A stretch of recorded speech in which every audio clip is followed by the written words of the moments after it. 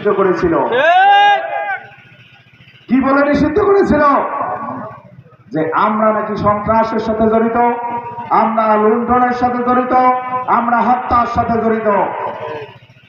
আমি চ্যালেঞ্জ দিয়ে বলতে পারি, বাংলাদেশ ইসলামী ছাত্র শিবির, বাংলাদেশ জামাত ইসলামের জন্মলগ্ন থেকে বাংলাদেশের টেকনাফ থেকে তেঁতুলিয়া পর্যন্ত কেউ বলতে পারবে না জামাত শিবিরের একজন কর্মী কোন সন্ত্রাসের সাথে জড়িত, কোন চাঁদাবাজের সাথে জড়িত, কোন ধর্ষণের সাথে জড়িত, কোন মাস্তানির সাথে জড়িত, কোন দুর্নীতির সাথে জড়িত। আমাদের নামে মিথ্যা অভিযোগ করে 1 আগস্ট আমাদেরকে নিষিদ্ধ করেছিল। বাংলাদেশের তৌহিদি জনতার চোখের পানি আল্লাহ রাব্বুল আলামিনের আরশে সেদিন জমা হয়েছিল। আমার আল্লাহ সিদ্ধান্ত নিয়েছে, তুমি এই মজলুম সংগঠনকে নিষিদ্ধ করেছ, আমি বাংলাদেশে তুমি প্রধানমন্ত্রী শেখ হাসিনা থেকে তোমার আন্ডা বাচ্চা যা আছে সকলকে নিষিদ্ধ করব। আল্লাহ তাআলা পৃথিবীর ইতিহাসে কোন জালিমের এভাবে পতন হয়নি। গত 5 তারিখ বাংলাদেশের নতুন নব্য ফেরাউনকে যেভাবে আল্লাহ নিঃশেষ করে দিয়েছে। প্রধানমন্ত্রী, তার মন্ত্রী পরিষদ সদস্য, 300 এমপি, আর চাপাতি লীগ, হেলমেট লীগ, বন্দুক লীগ, তারপর ধর্ষণ লীগ, যত লীগ আছে 5 তারিখের পরে আর বাংলাদেশের জমিনে তাকে কোথাও খুঁজে পাওয়া যায় নাই।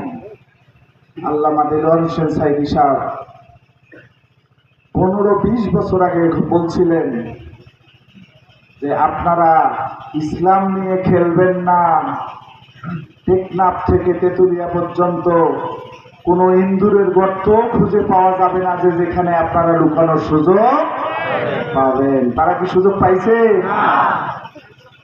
আল্লামা দেলোয়ার হোসেন সাইদি সাহেব শাহাদাত বরণ করেছে, তাকে চিকিৎসার নামে হত্যা করা হয়েছে।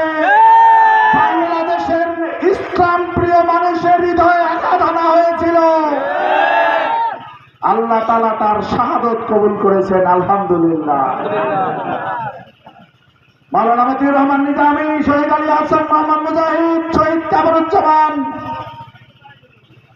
শাহাদাতে ফাঁসির মঞ্চে যে ঘোষণা করেছিলেন, আমাদের রক্ত বাংলাদেশে মজলুম মানুষের জন্য একদিন কথা বলবে, আমাদের এই রক্ত বাংলাদেশের ইসলাম প্রতিষ্ঠার জন্য ভূমিকা রাখবে।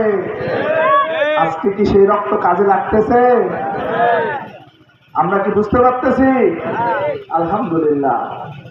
সেই রক্তের সাথে বাংলাদেশের দামাল ছাত্রদের, ছাত্রীদের, হাজার হাজার শহীদ ছাত্রদের বুকের তাজা রক্ত এই জমিনে প্রবাহিত হয়ে এই নব্য ফেরাউনকে আল্লাহ বাংলাদেশ থেকে বিতাড়িত করতে পেরেছে। সম্মানিত ভাইরা, গত 5 তারিখের পরে এই খুনি হাসিনার দলেরা একবার এসে হিন্দু লীগ সাজছে, শেষে আমার নিরপরাধ হিন্দু ভাইদেরকে ফুসলায় ফাসলায় গোতামারির বর্ডারে নিয়ে আসছিল। বিচারপতি লীগ একত্রিত হয়েছিল যে এই কেয়ারটেকার সরকারকে অবৈধ ঘোষণা করবে। আল্লাহ তাআলা তাদের সে চক্রান্ত ধূলিসাৎ করে দিয়েছে। এরপরে তারা কি করলো? আনসারের কাপড় পরে আনসার লীগ হয়ে সচিবালয় দখল করতে আসলো। তারা ভুলে গেছে যে বাংলাদেশ 2023-এর বাংলাদেশ না, এটা ছাত্র জনতার বাংলাদেশ, এটা বাংলাদেশের মজলুম মানুষের বাংলাদেশ, এটা 2024-এর বাংলাদেশ। এই 24-এর বাংলাদেশে আর কোন লীগের ঠাঁই নাই, আর কোন লীগ এখানে মাথাচাড়া দিতে পারবে না।